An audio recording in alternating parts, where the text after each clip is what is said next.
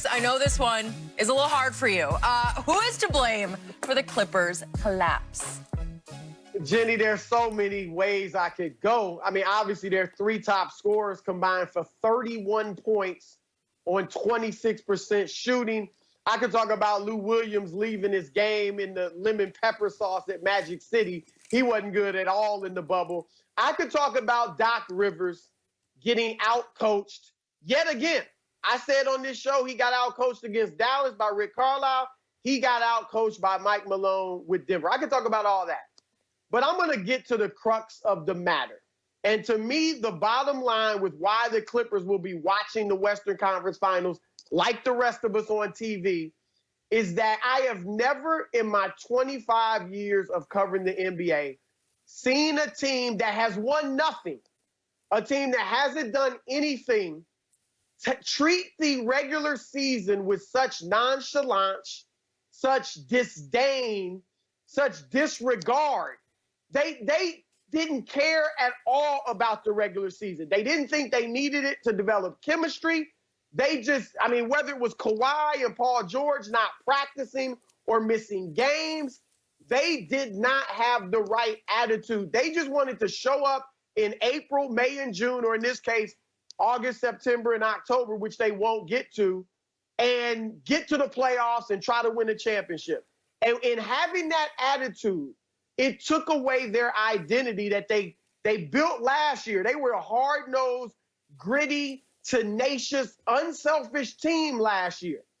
And they lost that identity. And if they had any identity at all this year, it was the identity of prima donnas.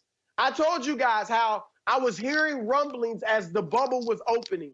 And I was hearing that the Clippers, a lot of their players didn't even want to go. We know Lou Williams was hesitant.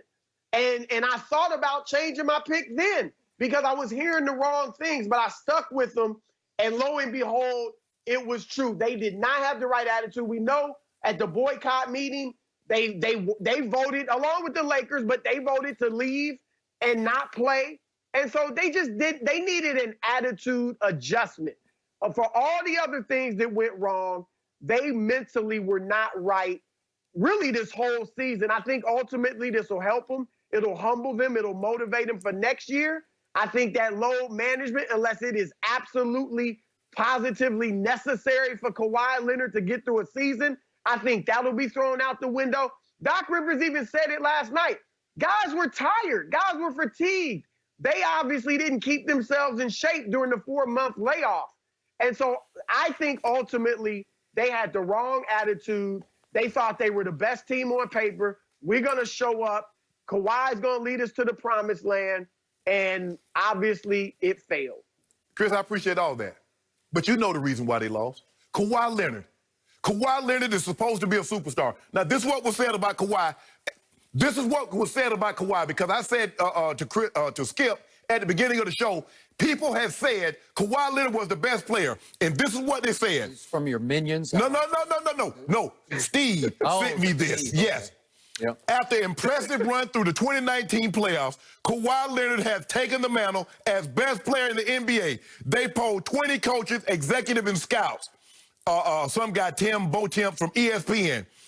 Of the 20 coaches, Kawhi Leonard got 12 votes. Giannis Antetokounmpo got 6. James Harden got 2. LeBron James got none. I think it's Bon Ton. Okay. He's Louisiana, where Chris is from. Okay, Bon Ton. Yeah. He did the poll. Hold on, Skip Bayless. In 2018, after a Saturday night loss to the San Antonio Spurs, Skip Bayless, the segment was a new king. Skip Bayless came out here and said, move over, LeBron. Kawhi Leonard is the best player in the NBA. This year, Skip Bayless trotted out here with a Kawhi jersey on, said Kawhi Leonard is the best player in the NBA. Never said that. Don't make me do this, Skip. Skip, I don't want to pull the video. I said Kevin Durant. No. I've been consistent with it. But anyway, here's the thing. This was all Kawhi. His team. Have you ever seen a superstar? I'm talking about a superstar on top of the super. It's happened once. Steph did it. And not Kawhi. Because Kawhi is the best player. What I've been told, a lot of I'm just old football guy. You know, just got muscles and, I ain't played basketball. So, and that's all I am, Skip. But all these other experts told me Kawhi, he is an assassin. He's a cyborg. He feels no emotion. He is just ruthless. He's cut from that cloth like Kobe. And Michael Jordan and LeBron, just a nice guy. He wanted everybody to like him. And when Kawhi signed with the Clippers, it shook the foundation of the NBA. Everybody was so surprised. Well, they thought he was going to sign with LeBron. And guess what? He wished he had her. He said, I could have had LeBron. So you took Paul George over LeBron James and AD. How'd that work out for you? This is what Kawhi Can I say this? Oh, go ahead. I was going to say this. Look, Kawhi obviously came up small. There's no defending what he did. But I'll say we've seen them all do it. We saw Tragic Johnson in 1984. We saw Larry Bird, 8 points, 12 points in his first NBA Finals. We saw Isaiah Thomas throw the ball away to Larry Bird in 1987. We saw LeBron James against Dallas in 2011. This was Kawhi's moment to fall short. Just like the rest of them. Let's see what he's made of. I'll give you that, Shannon. Let's see what he's made of. Does he learn from them and become better like those four guys I mentioned? Or does he crumble? I think he learns from it and becomes better. But has Kawhi ever received the criticism of any great players in his life? He has been beyond reproach. He hasn't been in that position. Let's face it. Hold on, with 2 Finals MVP, that's what that's what people were telling me. Because everybody says, would you rather win regular season MVP or Finals MVP? Give me the Finals MVP because that's the championship. Okay, he got 2 of those. He should have been in that breath. 3 double-digit leads by 12 points last night, 15 and 19.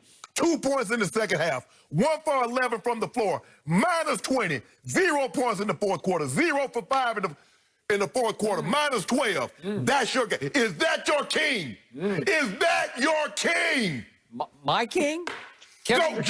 Kevin Durant is my king. Put his butt down back in the basement and don't let him out till next year. Wait a second. Who in back-to-back finals won MVP by going head-to-head with LeBron and shooting it right in his grill? This is not about Kevin Durant. It's about Kevin Durant. We're talking about Kawhi Leonard. I just don't want you to put words in my mouth because I have said repeatedly on this show, Kevin Durant is the best player on the planet. Did you come out here with a Kawhi jersey on? Have you been fronting out here with Kawhi New Balance, them PPEs? Yes, I have. Okay, because then. What did I tell you from the start? For 5 years, when he was a San Antonio Spur, he was my favorite player. Didn't I explain that to you? Yeah, but then he quit on my Spurs. Okay. And he had a master plan. He wanted to quit his way out of town, and he pulled that off. Right. And he knew he's going to have to make one layover in Toronto. Yes, he did. Skip, don't give that man that much credit. No, he wanted to get home to Los wanted to go to Angeles. And then he jerked the rug right out from under a LeBron who just was dead solid convinced he was going to be a Laker. On his original trade request, did he have anything Clippers? He had the Lakers, and Pop and Buford said, we're not trading you to the Lakers. So don't do this talking about he had a master plan to get to the Clippers. He wanted to go to the Lakers. You know that, I know that. I don't know that. He wanted to get to the Clippers. Oh, my goodness. So now what happened? You say all-time choke job. I'm going to say it again. There were 3 straight closeout fourth quarters, 3 in a row, game 5, 6, and 7. In the first one, game 5, he was really good. He scored 13 in the fourth quarter. He tried to keep them afloat, but Denver made 7 of 9 threes, and they lost. Game 6, fourth quarter, he's pretty good. He scored 9 points, but Denver made 7 of 9 threes, and they lost again. And then last night, he was horrible. As I tweeted, he was pathetic. It was hard to watch. I didn't want to watch it because I knew it was doomed going to the fourth quarter. They were already down 8. The first 2 fourth quarters, games 5 and 6, they led going to the fourth, and he fought valiantly to keep them afloat, and he couldn't overcome all those threes. Last night, the whole team gagged. But here's my big takeaway. Chris mentioned this. I said to you all year long, so I'm not being 20/20 hindsight here. I first guessed this. I told you from the start, Lou Williams is the closer of the Clippers. And to Chris's point, his heart was not even in going to the bubble in the first place. He took a little excursion and wound up having to be quarantined after he went to Magic City and to a funeral in Atlanta. But the point was, his heart was never in it, and his game was never in it. And you kept telling me, I can't even recognize him. He doesn't look the same to me anymore. In 7 games against Denver, Lou Williams shot 4 of 27 from 3. Can it get much worse than 15% for a high-volume three-point shooter? In the 3 straight closeout game fourth quarters, Lou Williams wouldn't even shoot anymore. I kept saying last night, just shoot it. Just to operate, be Lou. Go back into it. I want to see some lemon pepper. Yeah. Yeah, show me something. You like Kawhi and Paul George, just be throwing up bricks. Keep throwing up bricks. Well, hey, in the past, because he's the sixth man of the year, he shoots nothing but sweet bricks. And the 3 straight fourth quarters, he took 7 total shots and scored 7 total points and made 1 3 in the 3 straight closeout fourth quarters. He was the guy to take him home. I've always told you, I don't trust Kawhi down the stretch of games. He was never that way for the Spurs. I didn't think he was that way for Toronto. He lucked in the luckiest shot I've ever seen to win Game 7 against Philadelphia last year. He's not that guy. He gets it in the flow. Chris, but they tell me Kawhi is so efficient. But in 7 games, only 2 of those games did he shoot 50% or better from the floor. So how efficient is that? Is that efficient? While my guy is shooting 58%, but he can't shoot. My guy isn't any good. Well, your guy can't shoot. I can't tell. Well, your guy can shoot and going home. You know what? My guy last night wouldn't shoot. The most lethal weapon in basketball is his mid-range jumper, and he just quit shooting it. He lost all faith in it. I don't know why. He was 6 of 22. Yeah, I got it. So he didn't shoot 22 threes. But he didn't try the mid-range jumper. Oh, he tried it. He would try to just force it up through Joker at the rim. Oh, yeah. Oh, there's Kawhi is this. He's an assassin. He's a cyborg. He has no emotion.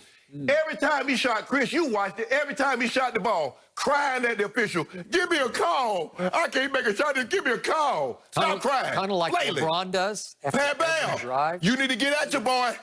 We're going to talk about Pat Bell a little later. Pat Bell, holler at me. Yeah. You and PG, all that key kid.